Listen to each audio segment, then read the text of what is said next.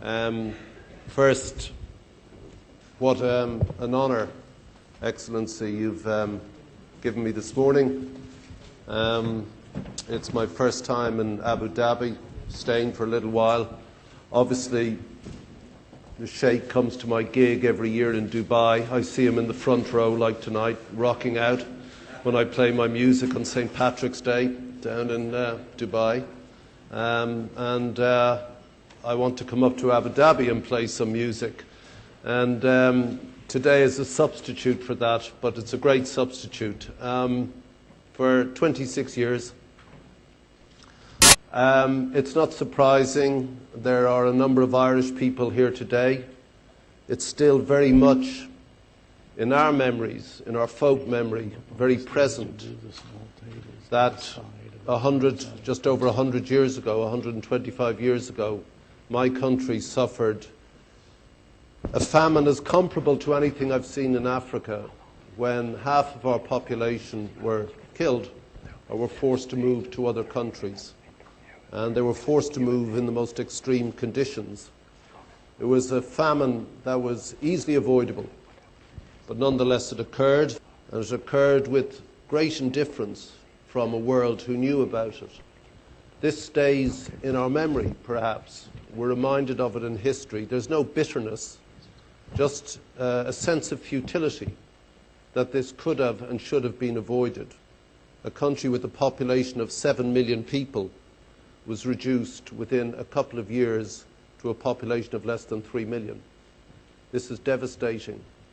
And it's devastating still today, when His Excellency reminded us that 1 billion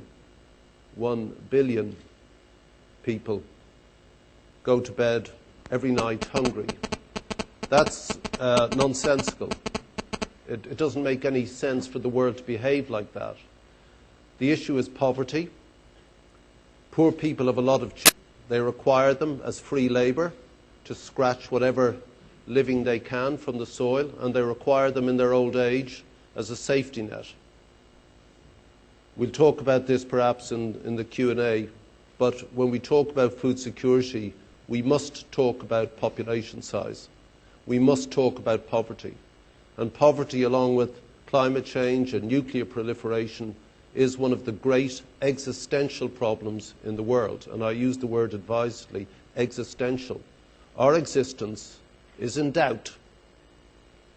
Our existence as a species is in doubt at this moment. All the figures point to a critical mass of disruption. And His Excellency mentioned war. There will be wars. There will be war. There will be great war this century, as fundamental as the last murderous century. And there will be resource wars, as nearly every war is. And as we are interconnected more so than ever, as we understand the global nature of our species, that war will spill out. Some fatalists will say, isn't that a good thing, given overpopulation? And the answer to that is no, never. War is never good. War only destroys. It never creates. And so what you discuss here today is fundamental. I will be at the G8 and I will be at the G20 this year, as I am every year. And Sarkozy has made a point of trying to stabilise the commodity markets and food. He won't succeed. It's a nonsense. It's a waste of time discussing that. It's more dirigiste French economics that don't work. But it's worth discussing the issue. And uniquely, he's called together the agricultural ministers of the G20 to discuss before the G20 itself meet. Now, this part of the world has a fundamental food problem. Fundamental. Perhaps if all the expats left, it could feed itself, but even that's in doubt. What's been studied here today should lead to leadership, global leadership on the issue. I know that the leaders of this region don't really like to put their head above the parapet and start pushing their weight about. But you are a commodity economy. The price of what you extract from your seas and from your land does affect food. You have the right, indeed you have the duty, to take a world leadership role. This country is focused on education, education, education, education. It's the key. And the brilliant young people you're producing out of your colleges need to create this world that is in peril. And they need to deal with it. And the best way to deal with it is to take the issue you know about, the issue you contribute to, the solutions you contribute to, and to demand to discuss it at the highest levels of world leadership. This is required of you. It's no use the French doing it. It's no use the British. The Americans won't do it because their subsidies and tariffs distort the world economy and the world agricultural system, as does the European Union. The Chinese need to deal with this issue as soil degradation in China continues apace, as water degradation and loss continues apace. It's not something small. Without any question, this is the fundamental issue that affects our species today. I'm honoured to be here, for sure. I'm honoured to meet a man I've heard so much about, who contributes so much of his time to all these enterprises in this country, who believes passionately in science and education.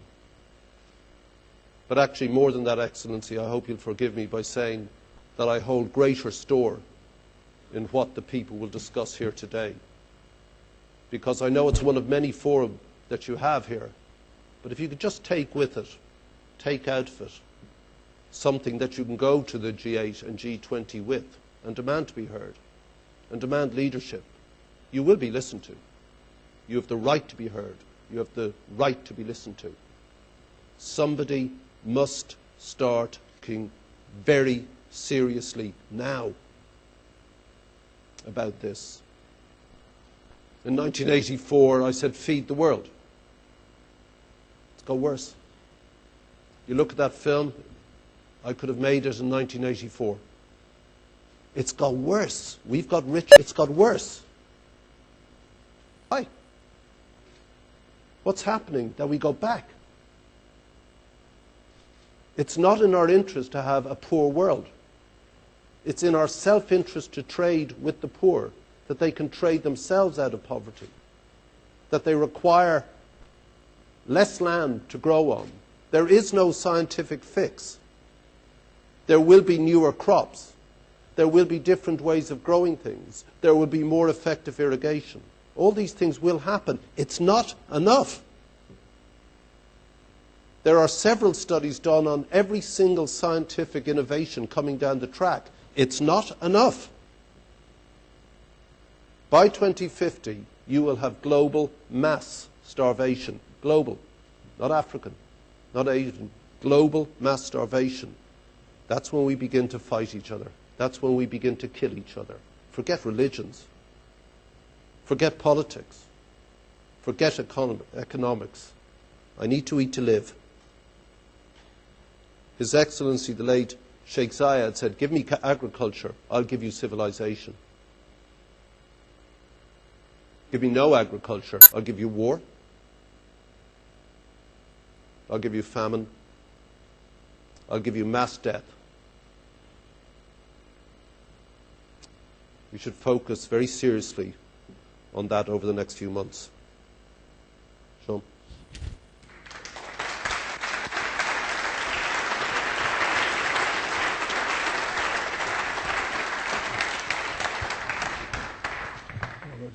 Thank you, Bob Geldof, for those daunting words, and hopefully we can all start to debate a solution to that. If I can please ask everybody to remind everybody to keep their mobile phones on silent, please, during this interview and Q&A. That would be appreciated. Thank you very much. Hello. Good. It's